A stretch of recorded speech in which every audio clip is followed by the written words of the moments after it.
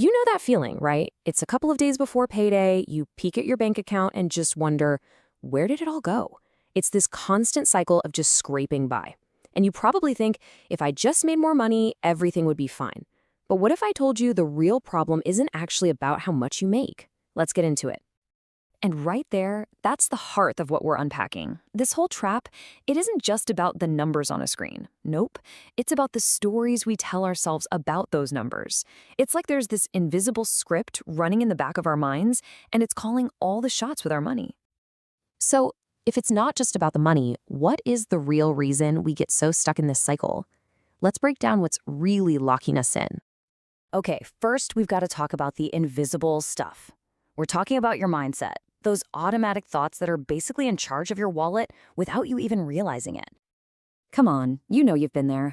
That little moment of dread right before you tap the icon, you're literally bracing yourself for what you might see. This isn't just some weird quirk, it's a huge sign of a deeper issue. This is why we're scared to look. It feels like self-protection, right? If you don't see the low balance, it's not real. But here's the thing, ignoring the problem doesn't make it disappear. It's like closing your eyes and hoping the monster in the closet goes away. It just gives the problem more room to grow in the dark. And that avoidance leads us straight into the next big mindset trap. You know that saying, if you don't know where you're going, any road will get you there? Well, that's exactly what happens to your money. When it doesn't have a specific destination, every little purchase seems fine. Your finances start happening to you instead of working for you. Seriously, think about it. Without a clear goal, whether it's a vacation, a down payment, or just a new pair of headphones, why would you ever say no to that extra coffee or ordering takeout again? Saving just feels like a chore, like you're punishing yourself, instead of taking a step towards something you actually want. Every dollar is just wandering around without a job to do. And now for the biggest trap of them all. We all tell ourselves this story. Okay, once I get that promotion, I'll finally get serious about saving. But then what happens? The raise hits your account, and all of a sudden your rent's a little higher, your car is a little nicer, and you're ordering food delivery a lot more often. That, my friends, is lifestyle inflation, and it is the #1 reason why a bigger paycheck almost never fixes the real problem. This right here is so important. We think getting a bigger shovel is the answer, but it's not going to do you any good if your bucket is full of holes. You've got to patch the bucket, your habits, first. That's what makes any amount of income, big or small, truly work for you. So, let's connect the dots. How does that internal mindset turn into real-world actions?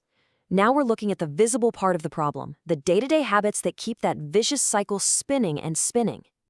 This is the trap in real life. One thing goes wrong, a flat tire, a surprise trip to the doctor, and the whole house of cards comes tumbling down. You're forced to dip into money you haven't even earned yet, which means you start the next month already in a hole. It is an absolutely brutal cycle to try and escape. As you look at this list, maybe a few of these feel a little familiar. That treat yourself moment after a terrible day, or always paying extra for convenience just because it's easier. Look, these aren't moral failures. We all do them. But when you stack them up, day after day, they create this powerful current that's constantly pulling you under. Oh, this is such a huge mental shift. It's a game changer. We know the car will need new tires eventually. We know birthdays and holidays come around every single year. When we stop reacting to unexpected events and start proactively planning for the inevitable, we take all the power back. Okay, we've spent a lot of time on the problem, but what's the solution? The good news is you don't need to win the lottery. The way out is actually through a bunch of small, simple, and consistent actions. So let's talk about the fixes. First things first, forget about trying to save thousands of dollars overnight. That's not the goal here. The goal is to break the panic cycle. By setting aside just a tiny amount, even $5 a week, you start to build a small buffer. That first $100, it's not just money, it's breathing room. It's the first crack in that vicious cycle we just talked about. That's all it takes, seriously.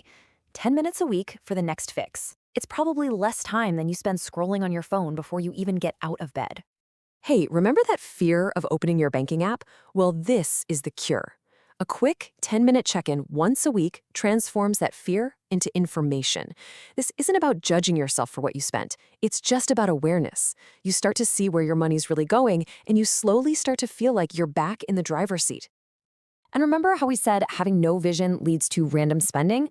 Well, here's the solution. Give your money a mission. It doesn't have to be some huge life-changing goal. Make it specific, make it tangible. All of a sudden, saying no to a $5 coffee isn't about depriving yourself. It's about saying yes to that thing you really want. This is all about flipping the script from reactive to proactive. Before the month even kicks off, you give every single dollar a job to do. This much for bills, this much for groceries, this for savings, this for fun. It's not a prison, it's a plan for freedom. You're the one telling your money where to go instead of scratching your head and wondering where it went. And now for the last and maybe the most powerful fix of them all. Let's just be honest with ourselves. Our willpower is not unlimited. We get tired, we have bad days, and we impulse buy things. So the solution is to build a system where the right decision is the automatic decision. This is the absolute secret weapon for being consistent. You set up an automatic transfer to your savings the very day you get paid.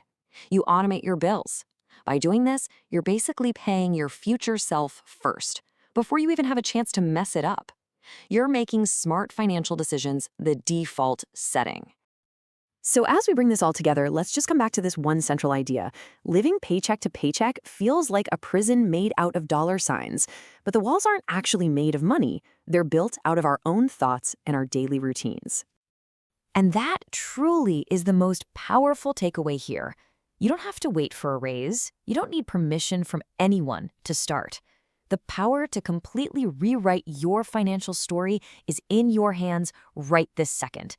It starts with one small change to how you think and one tiny change to what you do.